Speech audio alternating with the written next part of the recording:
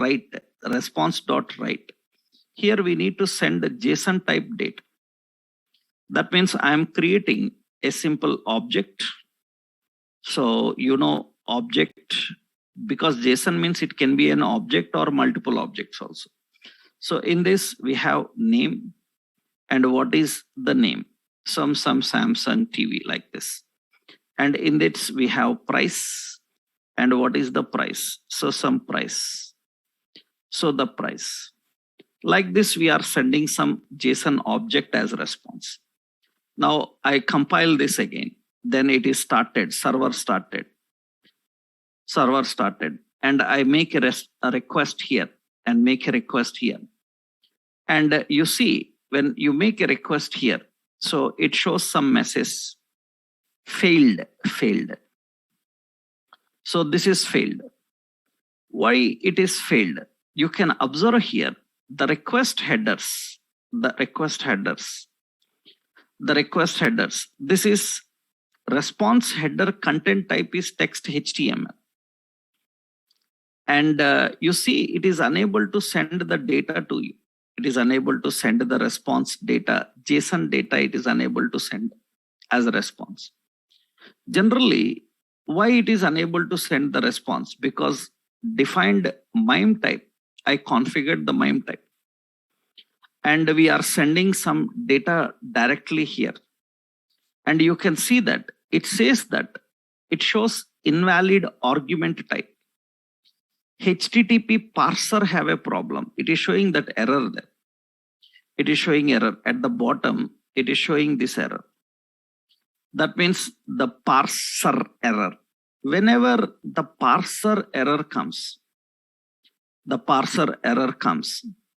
that means there is a problem. The parser error means there is a problem in the content type that you have mentioned. Means what data you are sending and what is the content type of the data you are sending. If there is a problem in that type, then it is unable to send that particular type of data. That means the issues will come related to parsing, translating. The issue will come related to the translating. Now you need to understand how you configure the correct type and send the correct type. Means how we have to define the correct type and how we can send the correct type.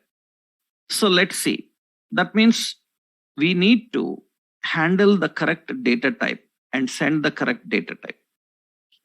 Now that content type I defined as application/JSON because we are sending a JSON object. Because MIME type we are sending a JSON object. But actually this JSON object we are directly sending to this particular response. There are several points. You create a separate JSON file. Because application/JSON. Application/JSON indicates that it is coming from a separate JSON file. Application/JSON means it is coming separately from a JSON file. So that is the point actually. So that means it is coming from a separate JSON file. Then we have the problem. The problem is here we haven't mentioned that JSON file. We are mentioning directly the data. We are not sending the JSON file. So that means we need to configure the file. We need to define the file and we need to send that file. That I will show you now. What kind of content can be sent? Means how the files are sent. So how the files are sent. For that we need to define a separate option called, means generally we need to define a separate option called static files, separate library we have to install. Then we can send that files and we can configure those files. We will see how these are used and how they are managed. So generally the main concept is data, how it is sent, what kind of data is sent, and what is the MIME type that you are configuring. Suppose this we need to keep in a separate file. From there we access and use that. I will show you that. And various response headers, how the response headers will work. Now, if it is not HTML, you are sending some plain text. That means you are sending like, so welcome to Node.js. Welcome to Node.js. That is not a separate file, just normal text. Then you have to just use here as a text/plain. That is the plain. That is the content type. And if it is the type content defined sex plain, and you started that, that means it is going to display that simple plain text. There is no problem. If it is coming from another file, then we have to configure the files and send the files. You have to keep the files in a separate location. That we will see, right? That is basically response details. That means how we can configure the request and how the response can be sent for the request. But this is only simple point, but actually this is not enough. So in a real world environment, because in real world environment, our application contains a lot of resources. And here currently you designed this resource, this server, and this server is sending some plain content as response. Usually, if anybody requested your website, what you do, if anybody requests your website, by default you will send your index page. You will send the index page, and from the index page, user will able to access all the details. He can browse all the resources from your website, and you can manage everything. And that means we need to learn how to configure that, how we can manage that. Let's see how we can configure and manage that. But for that, we need to learn some more important points. So we need to learn some more important points. Initially, first, this is a sample program to understand how to install server, how to configure the server, and how do we configure the header and response data. Later, we will see how to send various types of response details. Actually, the status codes we have written here directly, status codes we have written.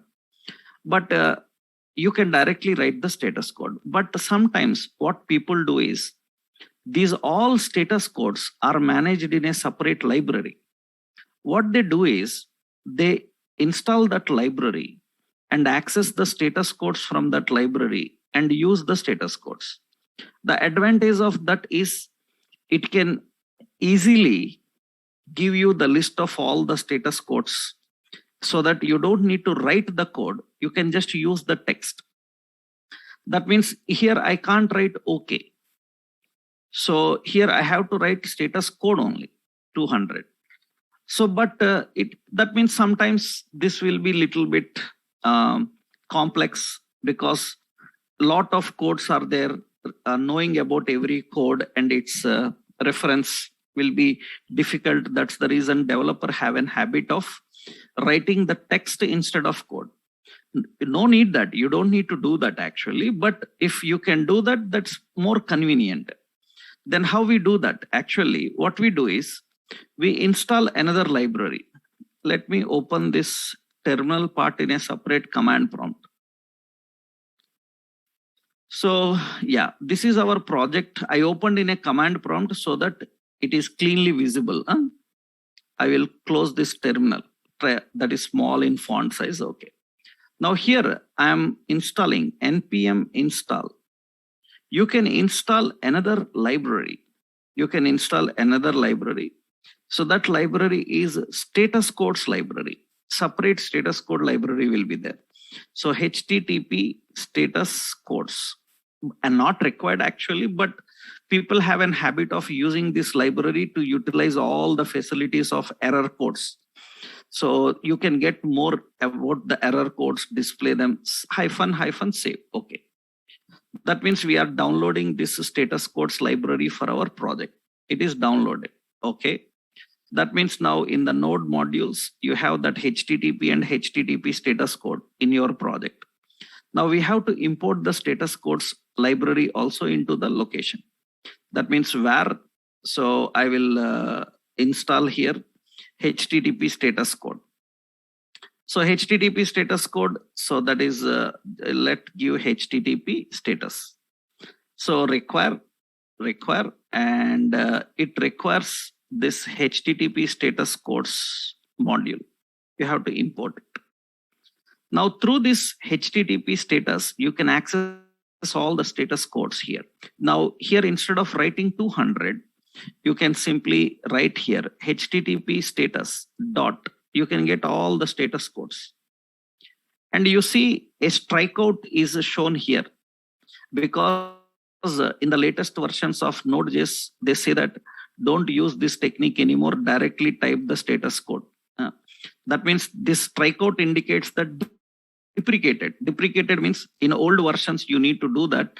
Now you don't do this. So that is not a great way. You better use the status code only. But still it will work. That means I will say HTTP status, okay. It is showing as a strikeout just to tell us that it is outdated concept. But still you will see in your company somebody using like that because they may be using older versions. So that is the reason we need to know. So we need to know all these points, right? This is not required. Directly status code you can give. So now this is okay. Okay is nothing but it is 200.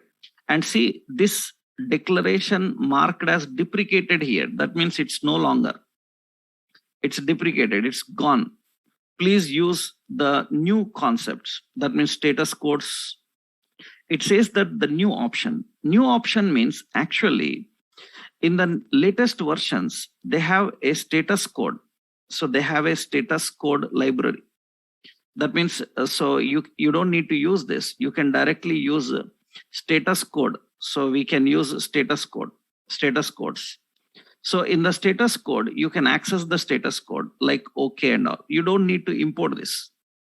We don't need to import this. We can directly use, that means in the new versions, we can use the status code. So, and in the status code, so status codes, we can get the status codes and display like okay and all we can write. That is directly available from the HTTP. We don't need that. This is also not recommended. Just you use this. But generally it is available. That's the reason I just showed you that you can write the status codes and you can configure. Because you will see in many places, when you are working on old versions, people are still using that technique. That's the reason we have to know, right? Generally, that is the basic approach of working with the status codes. We are going to use the status codes in various ways. Status codes, how to handle them, we will see them in different locations. Now, the point is the server is ready, but it is not enough. We need to configure the server to handle the requests from the client. So it should send an index page, it should send a home page, it should send a JSON file, it should send a document. We need to design the server to handle all of them. For that, we need to first understand, in order to send different type of content, you need to know about the server related some more objects. What are the server objects and how do we handle the server objects? Node.js related, two important things are important. That is request and response. You have seen response. Now what is request? Actually, the concept of request is, I will show you that request also combination, then we can go further. Request is fetching something from the client. So that you are going to see in a concept called routing, I will tell you how we can fetch that and how we can access that.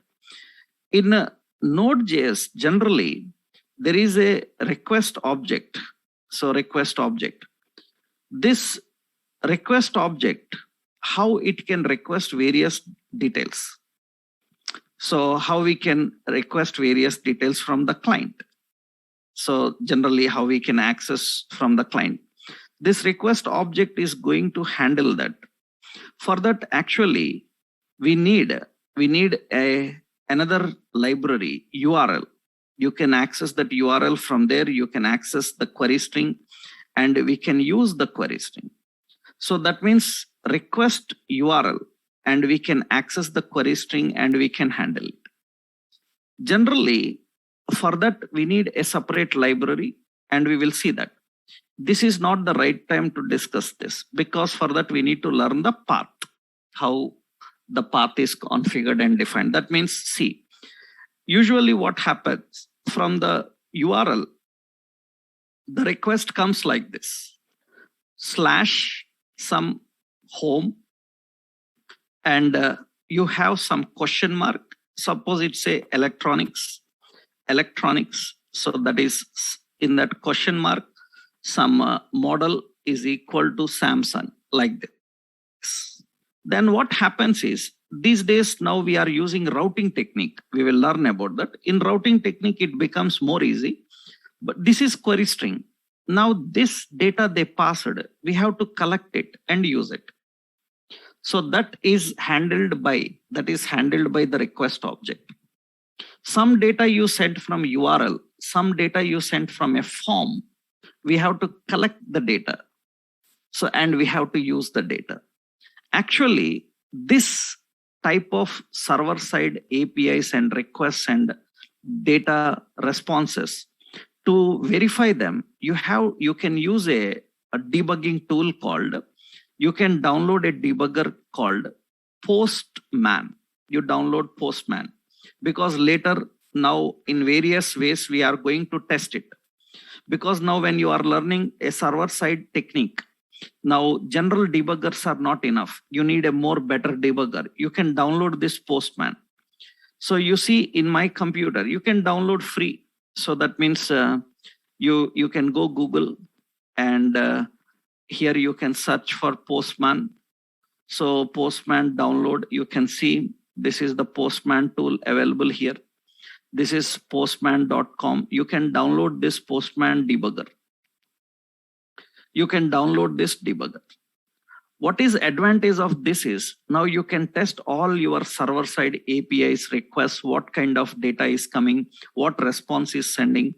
All these things we can handle here. So we are going to test everything here now. Request, response, everything we are going to manage. In my computer already I have installed that. You can use Swaggers, you can use Postman, so you can use Swagger, so you can use Postman, you can use Fiddler, so many will be there actually. So in my computer, I have that Postman. This is Postman. I am accessing this. Now you can see this is Postman. So the purpose of Postman, why we need this Postman? Because from the browser, you can handle only GET requests. You can test only GET request. Post, put, delete, such request you cannot test from the browser. For that, we need to create a form, design the interactions and all. As a developer, without creating a form, without having the user interface, we need to test all the methods. It is not possible to do that in general browser. Then what you have to do? We have to use a debugger. So the debugger is this. The debugger is this. So that means we have to use the debugger. Postman is the debugger. So browser will not allow to test post methods, put methods, delete methods that you are going to see later. It is not going to allow those methods. It will allow only one get method only. But in general server-side programming, we have to handle all types of methods. If we have to handle all types of methods, then we have to use this technique. That means we have to use this debugger so to test and handle everything. Initially, when the Postman opens, you can see here. So you can see here request type, get, post, put, delete, patch, all the requests will be there. And this is the URL. Here you need to type your URL. So the URL HTTP colon, so /127.0.018080. That is the request. Make sure that in the background it is running. It's mandatory. So in the background it is running. That means node that is index.js. It is running. Server started. And now go here and you can type that URL and click on send. Then it makes the request and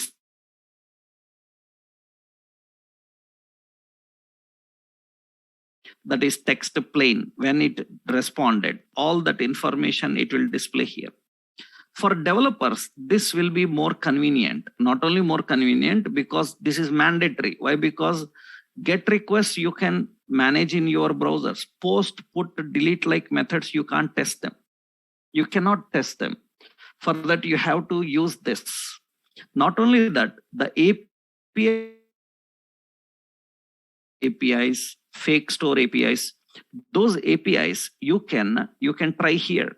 So you can see the data, what data is coming, what methods are working. You can try them here also. See here.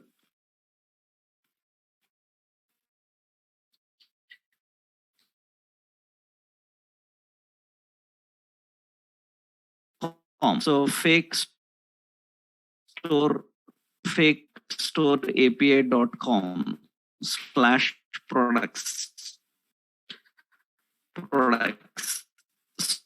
So I am making